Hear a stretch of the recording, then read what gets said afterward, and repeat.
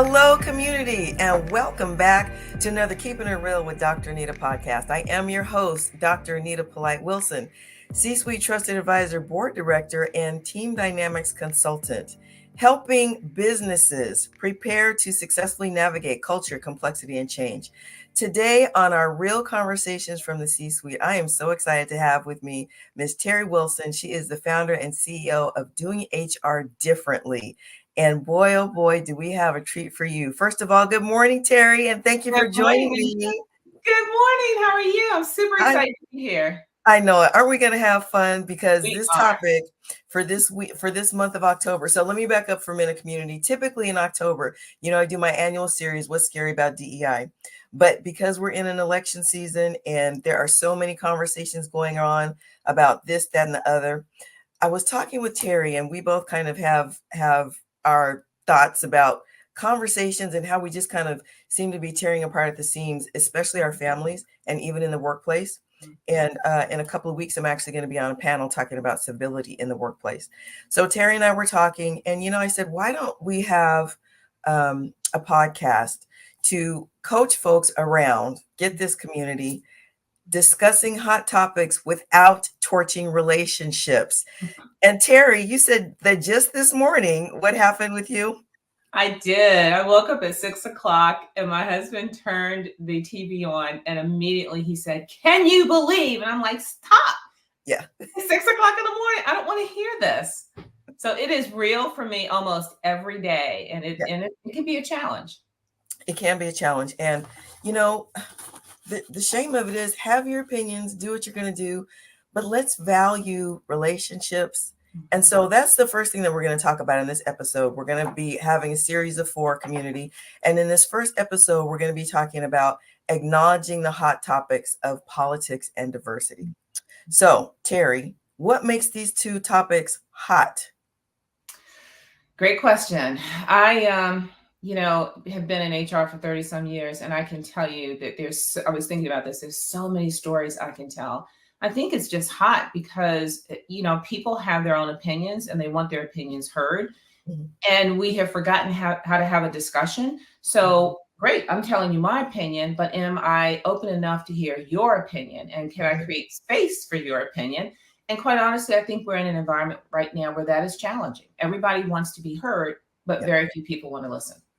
That's a good point because, even in customer service, they say, well, to diffuse a customer who's upset, you want to hear them. And I find it a little annoying when they say, yes, I understand that you're upset that your, package is late. Yes, I know that's what I just told you. But sometimes that can be a little more frustrating than calming. But to your point, if it's about hearing people, why won't we give one another that courtesy? And so I think that we first need to think about avoiding the volatility by valuing the relationship. Absolutely. What do you think about that? No, I think I think we really need to think about how important our relationships are to us. And in every interaction, that relationship needs to be in the forefront because things will start to happen as we exchange information and interact that could hurt that relationship. And we're not even aware of it. So I totally agree with you. Value the relationship and then make sure your behaviors support that. Mm-hmm. Let me ask you this. If we value the relationship so highly, what do you think about possibly just foregoing certain discussions? I do that. Honestly, I do that because I know either I'm really upset about it or the other person is. And honestly, I am making a moment to moment decision of are we going to get into this and something positive is going to come out? Or are we going to get into it and we're going to end up further apart? And quite honestly, when I value the relationship, I back away sometimes. It's like I either let you talk and I just say a couple of words, or I just back away immediately, which is what I did with my husband, because again, I value the relationship. I know you want to talk about it, but this is not going to end well. So I think, honestly, if more people are focused on the relationship that they want to have, that they want to maintain, they would align their behaviors to support that. And I think it's so important. Stay in the moment because those moments will tell you what you need to do. If you value the relationship, those moments will tell you what you need to do. I agree with you that it's about valuing the relationship and wanting to maintain the relationship. And community is perfectly okay not to engage people in certain topics, whether you think it's a hot button for them or whether you know it's a hot button for you. Just don't even go there, and that's okay. Really, if we're talking about relationships, if we're talking about valuing relationships, if we're talking about valuing the person that we're engaging in discussion with, it's absolutely okay to sometimes just forego having the discussion. And Terri, what do you think that says to people? Like, for instance, to your husband, if you say, you know what, not right now, I'm just not going to do it. Does he see that as valuing him and not wanting to mix it up? Or does he see it as, well, I don't even want to hear your opinion? Let's talk about that for a minute. Yeah, that's a really good one because I think it depends on where the person is and what's going on with them, because it could feel like you're shutting them down. Yeah. And so the way you do that matters. And you don't want to shut people down or say, hey, I don't want to talk about this in a way that shuts them down. You want to share your thoughts, which in this case for me, it was, hey, it's 6 o'clock in the morning. This is not what I want to talk about. And I expect that to be respected and valued.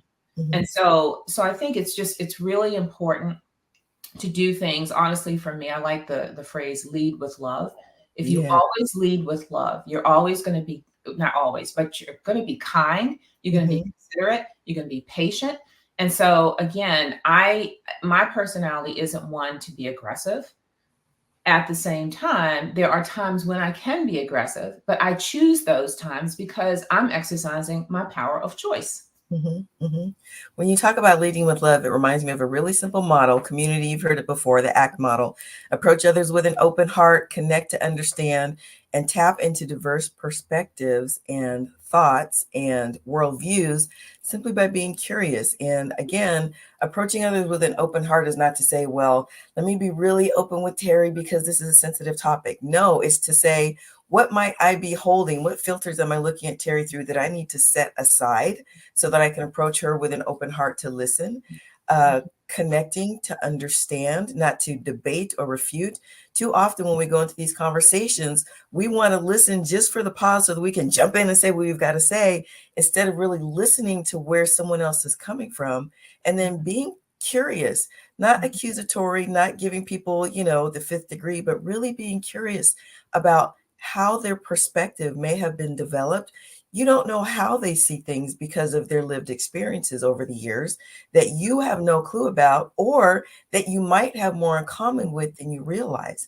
And so to use the ACT model to approach someone with an open heart, to connect, to understand, and to tap into their worldview truly by being curious, that goes back to leading with love. Would you agree with that, Terri? Oh my gosh, Nita, I think that's so perfect because imagine this world that we live in today if we did that. Imagine the conversations we could have. Imagine the things we could do together. Imagine what we would learn. And so I know in my own personal journey, I'm really trying to do that. And it's opened up so many different avenues for me, just from the standpoint of I realized how uncurious I was, right? I don't know why, but I mean, I've always been curious. I've always asked a lot of questions, but now it's at a deeper level because probably because I have a lot of life, behind me, but I just want to know more about what makes Anita, Anita. Right. And so I want people to know what makes Terri, Terri. And we all have stories. And what I don't want is to feel like my story has to be your story or your story has to be mine. It's like I don't gain, you don't gain when we stay stuck like that. We gain when we are able to talk about things. And I just want to share this one thing I was thinking about I have two boys. And when they were younger, I was so determined. I said, how can I gain and maintain influence with them? And that was such an important statement because that meant that as they grow, I need to adapt and adjust so that I always am in a place with them where we can have meaningful conversation. And so I think about that, and it's true now. How do you gain and maintain influence with people? And it's not to debate them, right? It's to be in conversation and communication with them. So I love your model, and I think it's a great way to kind of pull back and make sure that you're valuing the relationship, right? And you are able to influence, not aggressively, but influence through learning, right? People can learn. We all learn. And I want people to learn from me, and I want to learn from other people. And the way to do that is to keep the lines of communication open. Yeah. And we have to be willing to, if we truly value the relationship community, we've got to be willing to say, you know what, that's not a conversation that we're going to have. And you don't even have to say that, just don't even go there. So this is a good place to pause. Next time, community, we're going to be talking about delivering a message that is received versus delivering a message that we feel is right. Until then, if this podcast helps you to reframe diversity or any other conversation from difficult to different, please share this with your network. And in the meantime, please continue to stay in the flow with me. Follow, like, and overshare any podcast that helps you reframe diversity conversations from difficult to different.